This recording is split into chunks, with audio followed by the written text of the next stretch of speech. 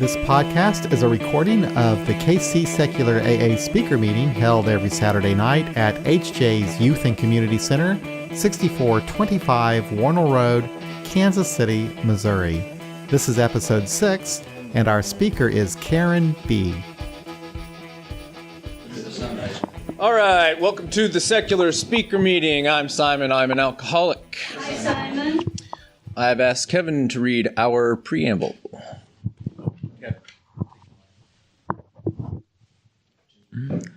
AA is a fellowship of people who share their experience, strength, and hope with each other that they may solve their common problem and help others to recover.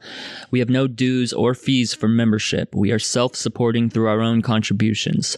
AA is not allied with any sect, denomination, politics, organization, or institution, does not wish to engage in any controversy, neither endorses nor opposes any causes. Our primary purpose is to stay sober and help others to achieve sobriety.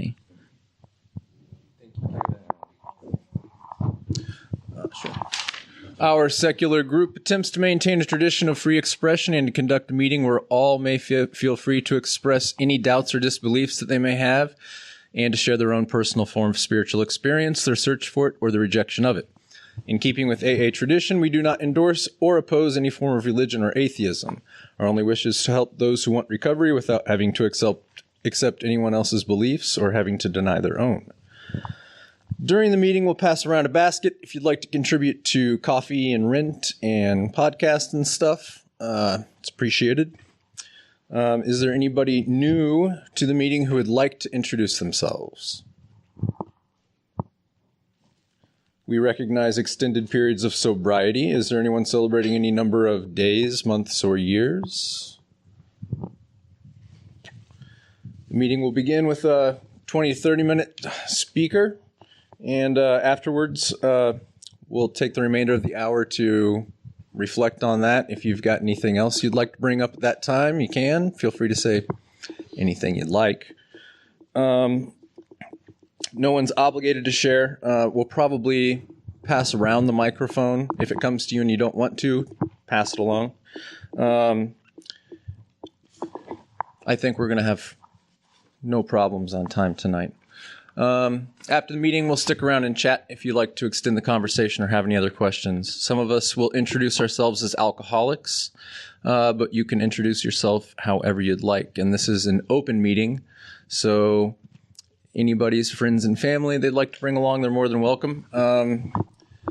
And we record these meetings, and we put them on our website, secularaaspeaker.org, and that's just kind of a fair warning ahead of time. So when the microphone does get past you, if you'd like to share and still remain completely anonymous, you don't have to share your name, or if you want to be omitted from the conversation online, you can let us know and we'll bleep it out, whatever you guys need.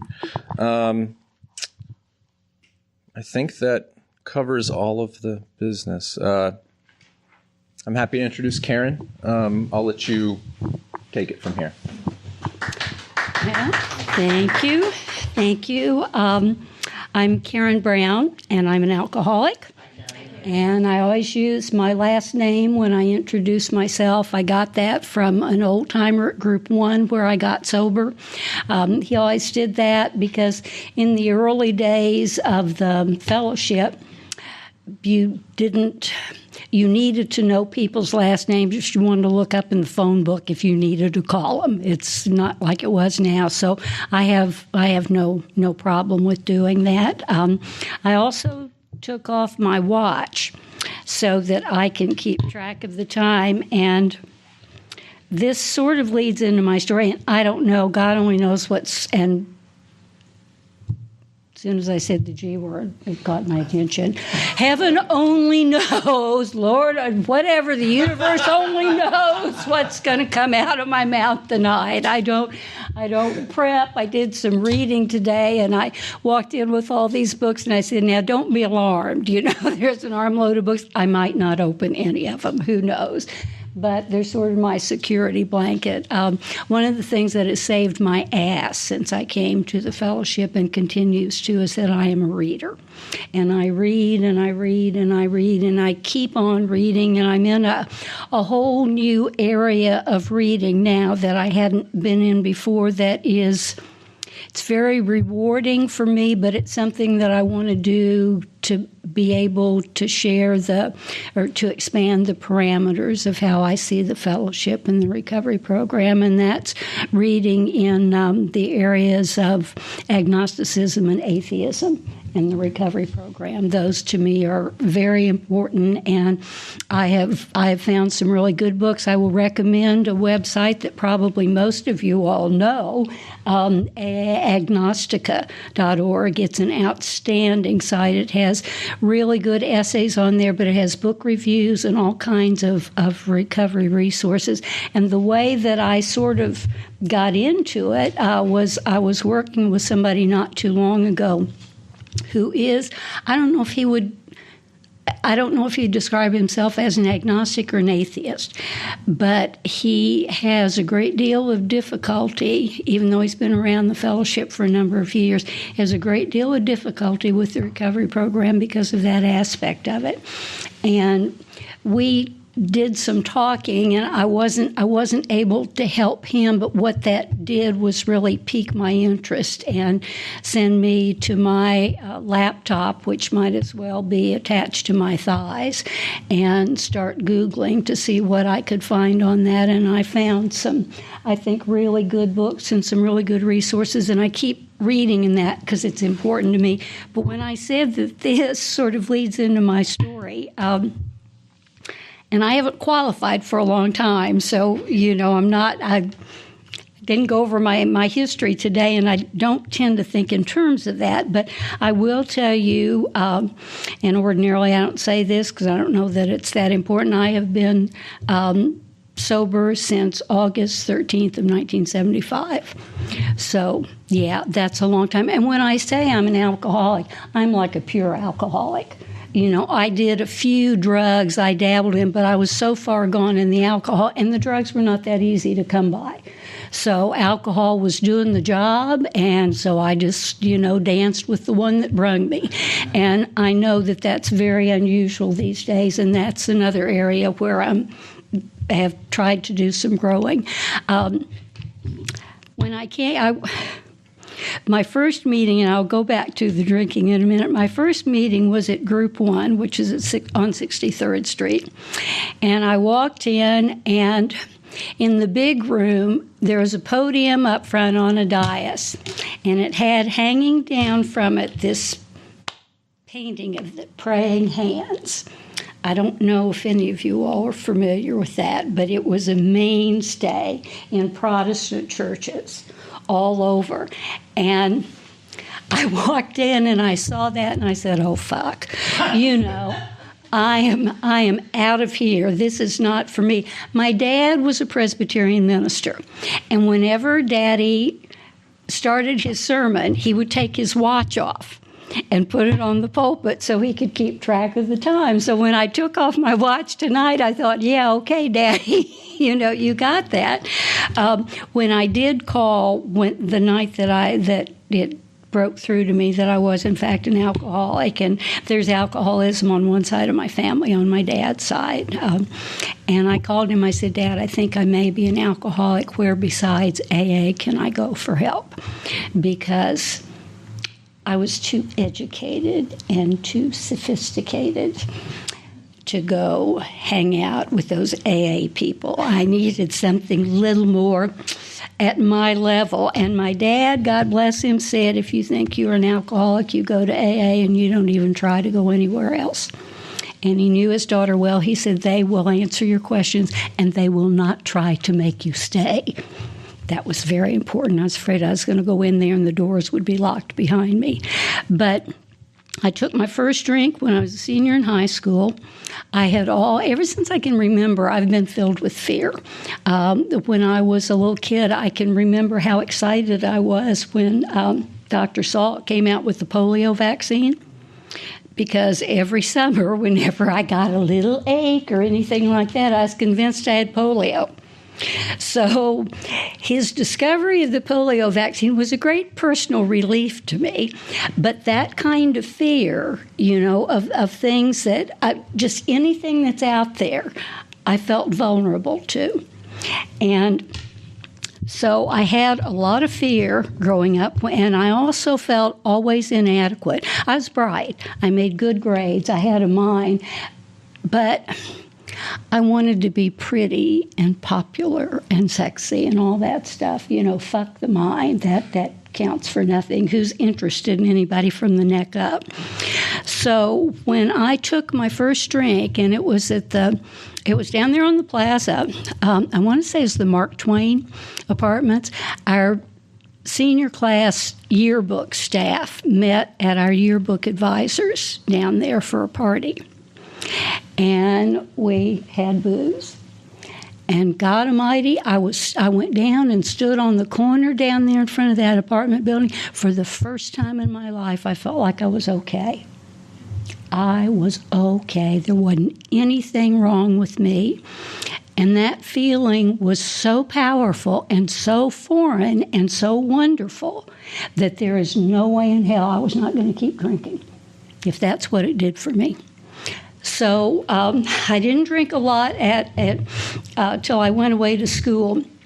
My dad was a Presbyterian minister. There was not alcohol in our home that I knew of at the time. Found out a little more later. My grandfather was a Presbyterian minister, and my great-grandfather was a Presbyterian minister. Now, the great-grandfather's calling was not entirely religious. He had won and lost money in oil 3 times, and the last time he lost, he became a man of the cloth. But it was a tradition in our family, and it was one that I hated. I absolutely hated it. I hated being the minister's daughter. I hated having to go to church. I hated having to go to Sunday school. I hated having to do all that shit. My friends on Sunday night could watch Maverick. I had to be at youth group. And I couldn't go to movies on Sunday because it wasn't right to pay other people to work on Sunday, because that was, sacred day. When I went away to college, the first Sunday in college, I went to a movie on Sunday and sat there and just waited for the roof of the Hall Theater in Columbia, Missouri, just to crash down on me. And it didn't. I drank a lot in college. I went in on a merit scholarship, which I lost by second semester my sophomore year due to drinking. I was in a sorority and almost got thrown out because of a drunken escapade with one of my sorority sister's friends, and I'm not going into detail with that, but it's pretty ugly. And although I must say I cleaned up my act and they elected me pledge trainer, and I watched my drinking from then until I graduated in graduate school as much as I could. Drank and drank and drank. And when I finally came, and I stayed in Columbia and taught at MU. My poor students, God, they were so shortchanged because I missed so much because of my drinking. I got pink eye several times because I hadn't gotten their themes graded, so I taught in sunglasses and told them I couldn't possibly return the themes until I handled the papers with this pink eye germ, and I didn't want to spread it, so we had to wait till that was gone, till I could pass it. I had all kinds of excuses like that. And I was there for 5 years. I was there during the Vietnam War and all that stuff. And so that was a perfect excuse to dismiss my classes and drink and smoke dope then. Because with the world going to hell in a handbasket, it didn't make any sense, to try to maintain this order, this academic order. I came back to Kansas City, and I had a temporary job as a legal secretary, which is pretty funny because my typing was for shit. And I remember one day going into their office. I was so hungover and so drunk. His wife went out and got Coke syrup to give me to settle my stomach. I didn't know that Coke syrup did that, but it does. I threw up. I had to take the bus downtown, and I threw up in alleys on the way to work. But there wasn't anything wrong with me, just some social drinking.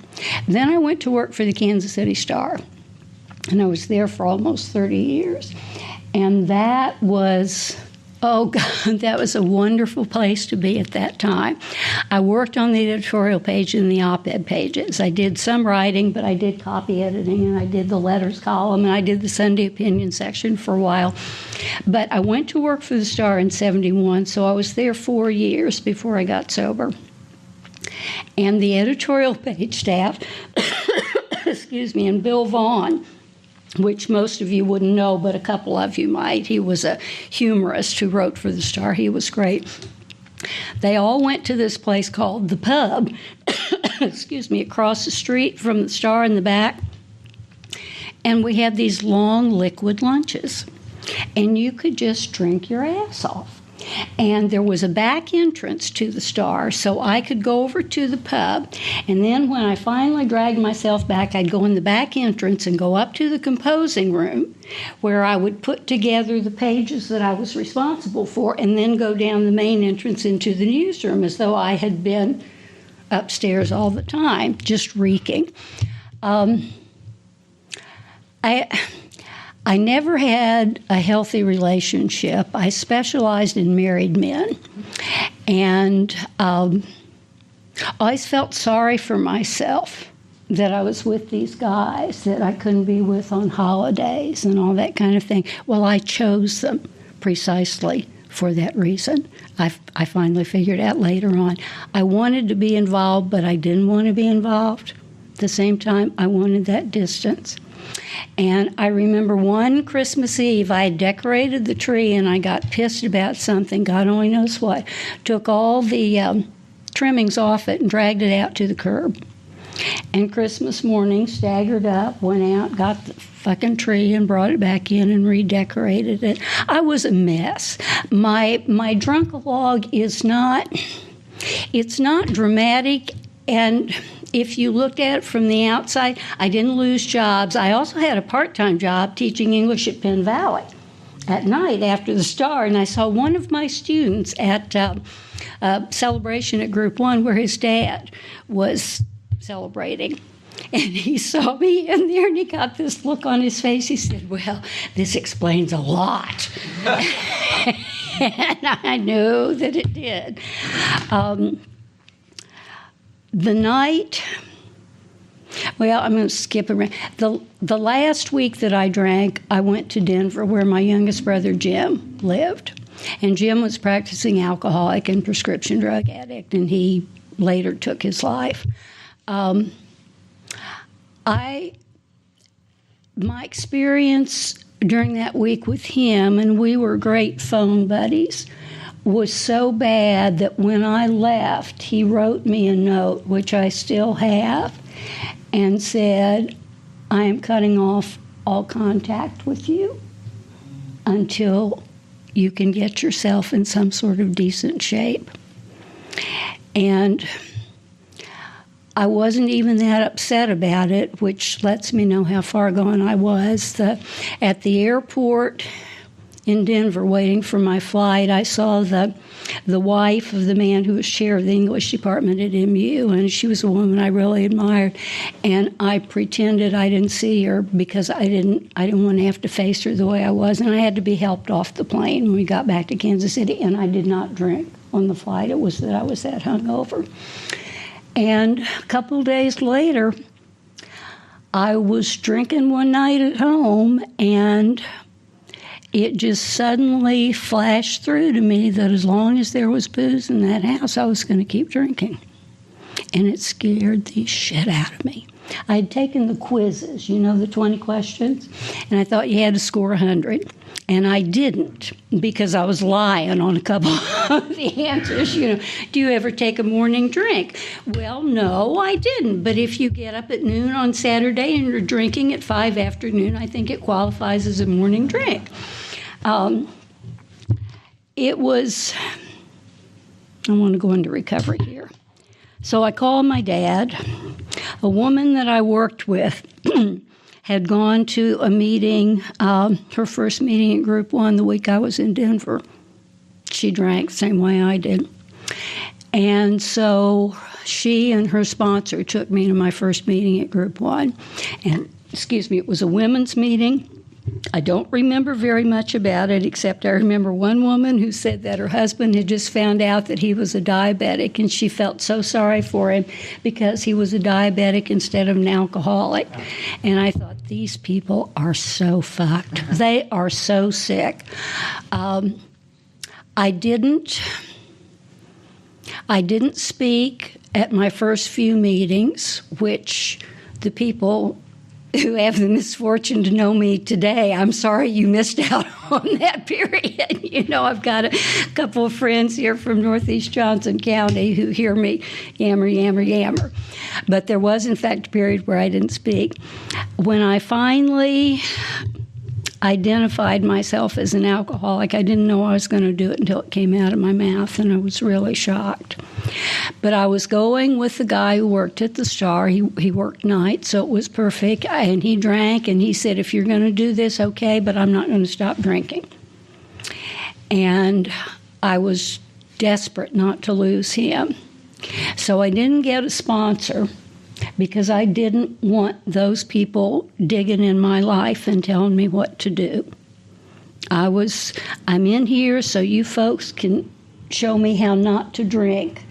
And that's all I want from you. My life is none of your fucking business.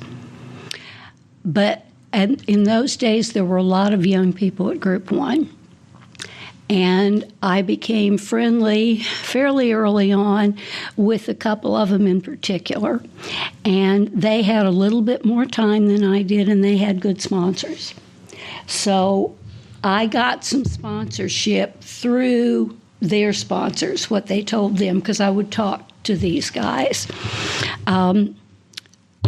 I got my first sponsor when I did my first 5th step, which was a little after a year, I think. I'd been going to Group 1 for a while and coming home and reading. And as I said, I read and I read and I read. I read the big book, I read the 12 and 12, and I read AA Comes of Age. And whenever I would think, maybe I'm not an alcoholic because I really wanted to be a problem drinker instead of an alcoholic, I would read the chapters in the back of the big book, the personal stories, and every time they convinced me. But at Group 1, I got into this thing where I was listening to see how different I was from the people that were there instead of what I had in common. And I mentioned that to one of my friends, one of the young people, and he said, well, there's a group I want you to go to.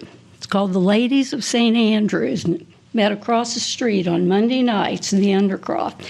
A bunch of Johnson County housewives. And I didn't have anything in common with them either, except that we were all drunks, but it was a lot harder for me to look for differences with them. And they helped me so much. There was a wonderful man from St. Louis, one of the first people in the group in St. Louis in the fellowship. Paul Keebler was his name.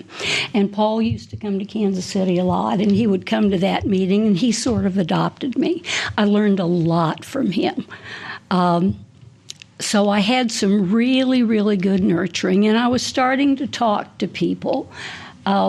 I still didn't want a regular sponsor. This was something I was going to do on my own with the big book and the 12 and 12.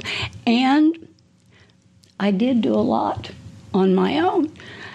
It took me a while to start working with people.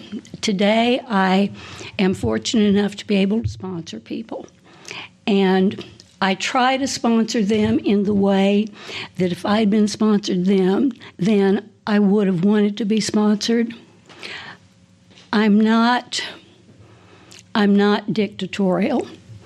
I try very hard not to be judgmental. I want to be able to accept them where they are and how they are and work with them there and have as much flexibility as possible in the way we read the literature and look at the steps and use the steps. Several of them have rewritten the third step prayer. Fine, more power to you. Oh, I will say, I have a higher power who has evolved a lot since I've been here, a lot. I've always been a spiritual searcher, always. I've tried many different religions. I've read a lot. I've tried a lot of spiritual practices because that's important. I know there's something there. I believe that there is something there. I don't know if you all have seen the movie Particle Fever about the Higgs boson particle. Oh, man, I love that movie. At the end of it, I've seen it several times, where, suddenly it all comes together. I am just, if I hadn't been sitting down, I would have fallen just spellbound by that, totally blown away. And at the same time, trying to make a connection between what I'm seeing there and this whatever it is that's there for me, that's somehow part of all this sort of stuff, and this puny mind can't begin to comprehend that shit, so I don't need to. But I believe very strongly for myself that there is some sort of spirit of love, creativity, whatever, that is there, that cares for me, that wants to help me, that is always with me, that doesn't judge me, that knows my limits and accepts those limits and says, hey, however it can do it. And I know that doesn't make intellectual sense. I'm very well aware of that. I'm talking out of my own experience. When I'd been sober about 5 years, something happened that just devastated me. And I threw out completely the higher power that I had come to accept in the fellowship, which is more like the one in the big book. I said, you're a trick bag God. If you're there, I don't trust you. Fuck you. I don't want anything to do with you. And I used the group as my higher power for a while. And that was a very good experience for me. But at the end of that, I said, I have no idea who you are or what you are. Would you please show me? And that continues to be answered today. That's one reason why I love the reading that I'm doing now about the breadth of spirituality and it doesn't have to be named anything. You don't have to believe in anything. It's okay. It's all just fine. Because for me, anyway, it's there. I mean, I'm standing up here. I'm looking at these pictures, which you all don't see. And these are absolutely incredible examples to me of something that's there for me that what do they say? Well, I'm not even going to go there. What I have today, I am comfortable with. I want Alcoholics Anonymous to be a fellowship where anybody who believes or disbelieves anything at all is welcomed with open arms and supported and helped and encouraged every single step of the way, because it saved my ass, and I don't want any limits on it saving everybody else's ass too. I feel so strongly about that, and I feel equally strongly that anybody, as long as you have a problem with alcohol, it may be one of 15 drugs that you have a problem with. As long as you got any problem with alcohol, you are welcome in these rooms. And whatever other addictions you have, fair play to it. That's fine. That's fine. Because to me, the solution for all of them is the same at the root. And I'm going in different directions today, and I'm not sure where I'm going. I trust that there's some sort of guidance there. I was led to Northeast Johnson County by this fortuitous series of events, and particularly to the late meetings where there's so many young people, and so many young people today, they're all multiply addicted, and almost all of them have problems with the God stuff. And they come together and they help each other and they support each other and they explore with each other, and it is a privilege to be there and be part of that. I can't tell you how much I've grown from that. There are other books that I use, and I do like this. I think that's good. You all have that. This I just discovered a few days ago, and I really like this. This is a history of AA. It's out of print by a woman who was a Pulitzer Prize winner for the New York Times and also a member of the Fellowship. And it's really good. There's a lot of good stuff in there. I also use, and I think anybody with any beliefs can use these.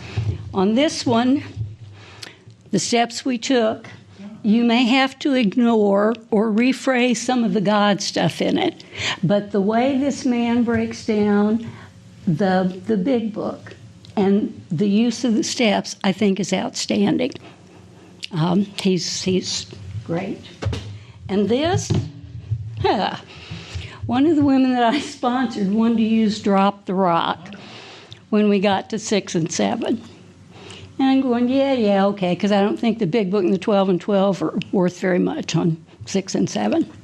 So I said, okay, we'll do that. We'll go through this. We'll do this together. Lord, I learned more out of it, I think, than she did. She was coming at it from one angle, and I was coming at it from another. And this little book was life-changing for me because it let me know, hey, sweetheart, you got to do some work on these steps, too. You know, part of this is your shit to do. And so this is very helpful to me, too. And I've got the 12 and 12 here. So I want to read. I'm going to read two things, and then I'm going to shut up. This is step 12.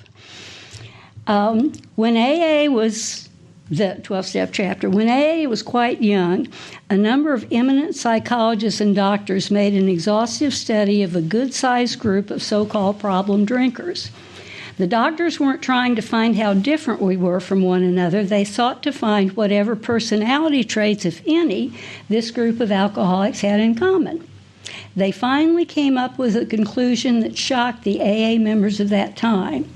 These distinguished men had the nerve to say that most of the alcoholics under investigation were still childish, emotionally sensitive, and grandiose.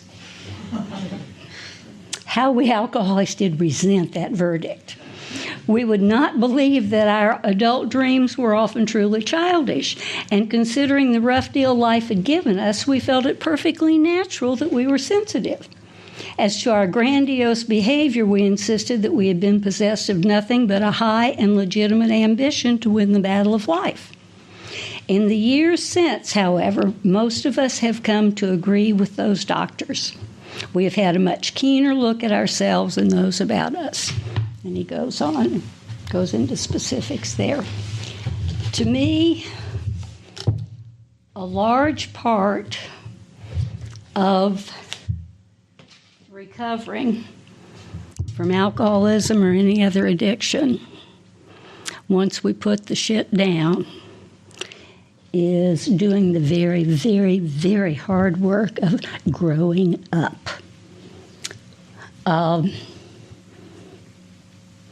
It's not something that I particularly wanted to do. And I do it now when the pain of not growing up is greater than the pain of trying to stay the way I am. Because I need to grow up. There's a lot that's wrong with my thinking. I do some work with Buddhism now that helps a lot. A woman named Pema Chodron I like a lot. I want to be able to become a more loving, compassionate, non-judgmental person. I think that's what I'm supposed to do, and to me that's growing up. And I've got the tools to do it in this program of recovery if I'm willing to use them. But I have to use them. And one of the things that helps me to use them is to be with people who are like me, who keep challenging me and helping me see places where I need to grow, where I need to develop. That's what I need from you. I can't rest where I am. There's no such thing. If I do, I go backward. But you all, I look at you and I listen to you and you help me to grow. And I want to keep doing that. And I'm going to read one thing and then I'm going to shut up. This is from One Day at a Time, Al-Anon daily book. And to me, it's so, so, so important. A longtime friend of AA, Dr. Harry Tiebout, clarified brilliantly the difference between submission and the surrender idea, which is implied in step 1 of the 12 steps. In submission, he said, an individual accepts reality consciously but not unconsciously. He accepts as a practical fact that he cannot at the moment conquer reality, but lurking in his unconscious is the feeling there'll come a day. This is no real acceptance. The struggle is still going on. With this temporary yielding, tension continues. But when the ability to accept functions on the unconscious level as surrender, there is no residual battle. There is relaxation and freedom from strain and conflict. And I need to continue to surrender. That's my big thing. So thank you all very much for being here, for asking me to speak. And to my support people, thank you. Thank you much.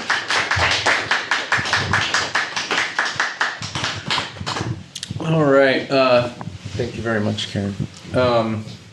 At this point, if anybody's got anything they'd like to add to the conversation or questions, feel free to chime in. Whoever wants the mic first, I'll pass it off and we'll just kind of go in a circle from there. So.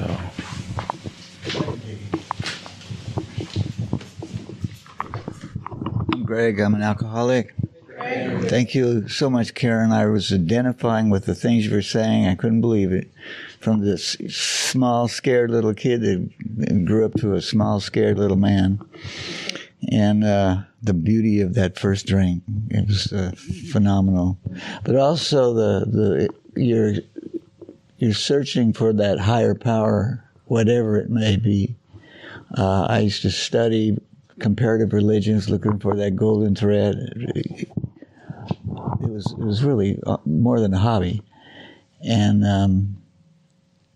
the Higgs boson, that movie, the God particle, just showed me another level of what I was searching for. It's there, but we're not ready to see it, I think. But anyway, thank you so much. Great.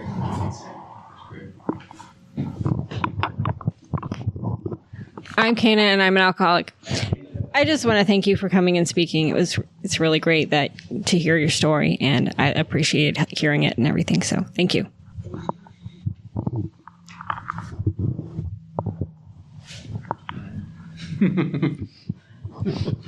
Hi, I'm Kevin. I'm an alcoholic. Yes, thank you for coming. I've never listened to a speaker meeting before. It's amazing to hear all the time how similar all our stories are, and that's one of the things that keep me going. I was just saying this to someone else. It's just no matter the age, no matter if you are an accomplished graduate, you know, or you're a homeless person who never graduated high school. It's just addiction touches every single class. It doesn't matter. It's not just a poor person thing or a scumbag thing. And I think sometimes we start to feel like that is what it is because the addiction brings us down to that point. And if you're at that point for long enough, even when you get sober, you really don't know how to think any other way. And that's what's important about these meetings is keep listening to people. As you said, you learn something every time. And I'm at a point right now myself where it feels like, you know, I don't really feel like drinking, but I can't really see the future just like before. And I still feel like I may as well be because, you know, there's not really much difference. I'm not exactly more positive. But it always feels better to talk to people who've been struggling. And I'm glad that you guys are here. I feel like, you know, I'm not that incredibly religious or anything, but it seems like the things you're thinking a lot of times or actions you've made, of course, you know, like sets a path for the course of your life for you, and things start showing up. And before I'd ever come here to this meeting, I definitely 100% gave up and couldn't even think of a positive thought to get me out of it. And I thought I was just really curious as to why I was even still breathing every day. It just felt like I should be dead. And even sometimes now I feel like, why am I still alive? I mean, what's there to do? I don't feel like there's anything to do. I feel like I'm 100 years old and I'm just kind of done. But fortunately, this path kind of opened up to this meeting. And since then, different pathways in my brain have started to open up, and I'm not completely hopeless. I'm still learning, though, and so are you this many years later. I don't think that'll ever end, but as long as we keep following that path that is teaching us positive things, I think that it'll lead us to something good. Geez, I hope. I'll pass. My name is Bill, and I'm an alcoholic. I do believe in a higher power, but it's kind of a pure energy thing. It has no personality. I think the multiverse was created in the wake of its energy. I don't think it woke up one day and said, gee, I think I'll create a universe today. I'm just not buying it. But I do buy a creative energy, and I think that we can make contact with it. And I think the steps do part of that the steps rob the ego of its shortcomings and its defects. And as that changes, so does your vibration, because all energy has a vibration and a frequency. And as you begin to change your frequency, you begin to match it to the overall frequency, and that creative energy begins to pour through you. And but on a more amusing kind of scale, I listened to you talk about Group 1, and I remember when Kevin P. told me, "You've got to see this. We got to go to this meeting tonight." I don't know whether Kevin remembers this or not, but he took me to Group number 1, and it was a very strange meeting. It was led by a black man, and I think his name was Ralph. And during the meeting, he led the group to a prayer, and everybody in the group got down on their knees, and they're praying. And Kevin and I headed for the doorway, and I just stood there. I think Kev knew what to expect, but I just stood there in shocked disbelief as I watched this go on, with everybody kneeling beside their chairs and praying. And I thought, this is like no AA meeting I've ever seen before, and I'm not sure I ever want to see another one. I did not become a big fan of Group number 1. Thanks, guys. Thank you, Karen. It was great to see you. I'm Simon. I'm an alcoholic. Thanks again, Karen. I'm going to talk to you about the books afterwards. I'll take some pictures of them.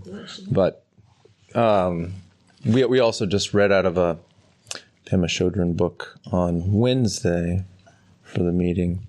For being, I don't know, as unreligious as I am, Buddhism has been very important to me in a very unreligious way, really.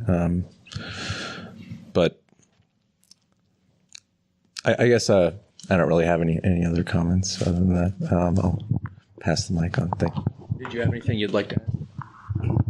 I just want to say one thing about Ralph's meeting. Ralph, for many years, led a big book study meeting at Group 1.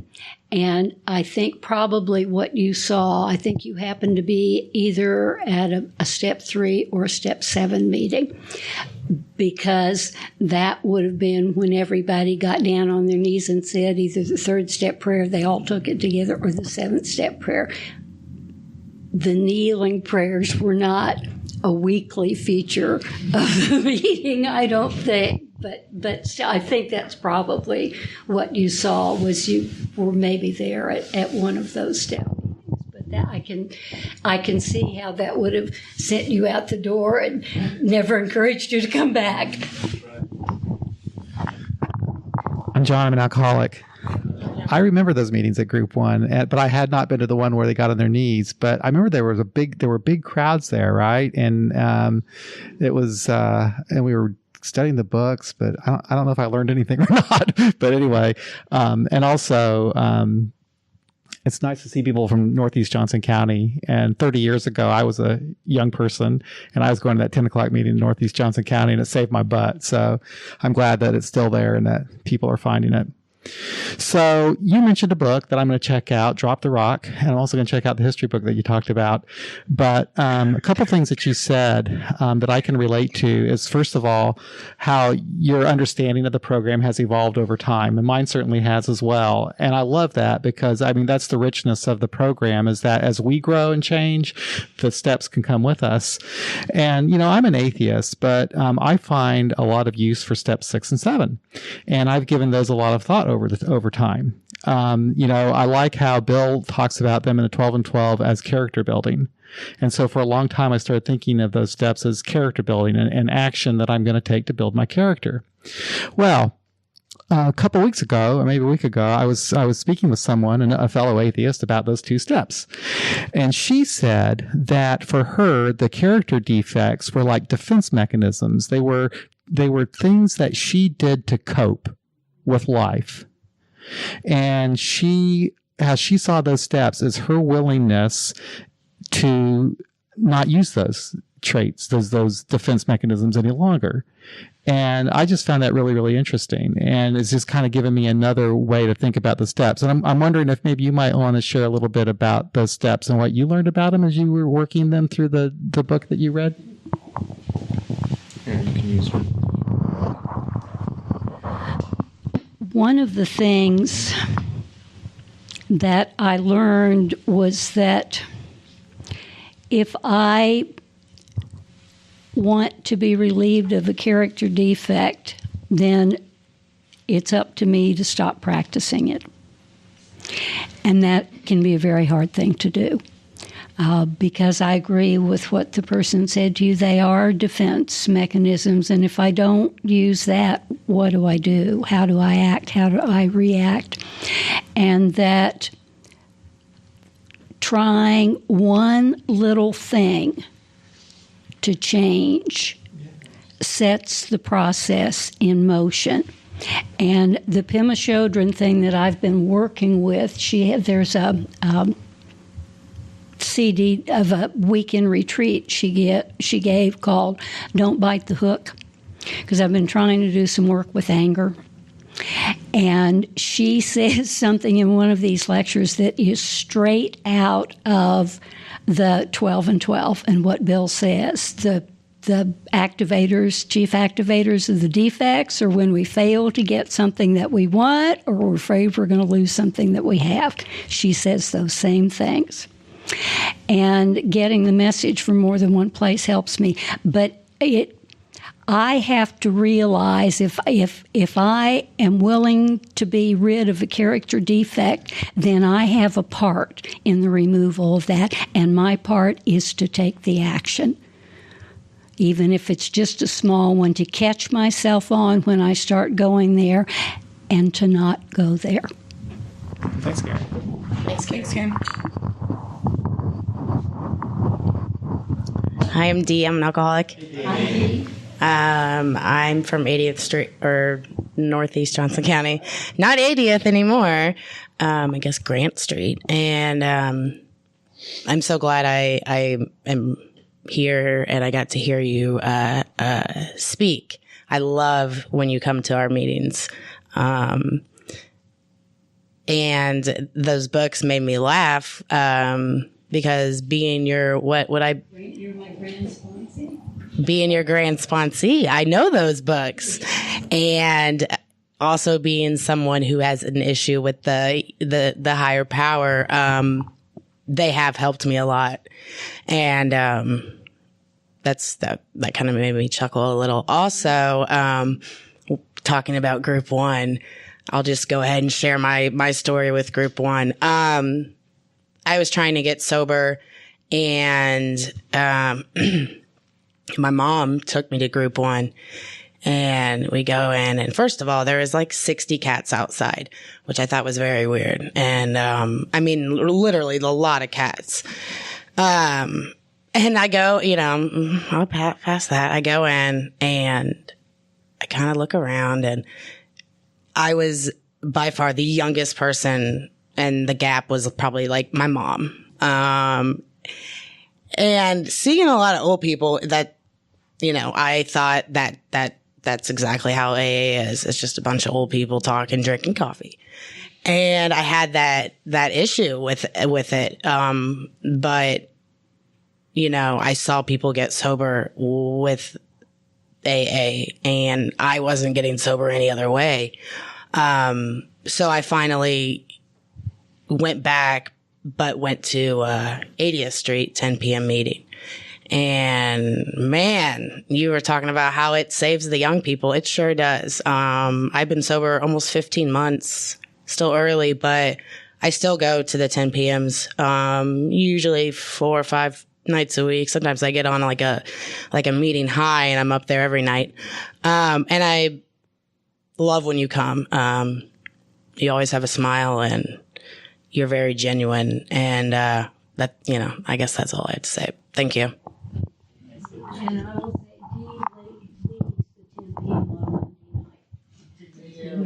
say, I'm Sandra. I'm an addict. Hi, Sandra. I was taken with your curiosity that shines through and echoes what I've been trying to do, what I've been following, I think, more than anything this year. This is my first year being sober my whole life. So it's it's a wonderful thing, curiosity, and it seems you're confirming, perhaps for me, that that's a good path to be on. So I thank you for this evening. Thanks, Sandra. Thanks, Sandra. Somebody else would like to add anything? All right.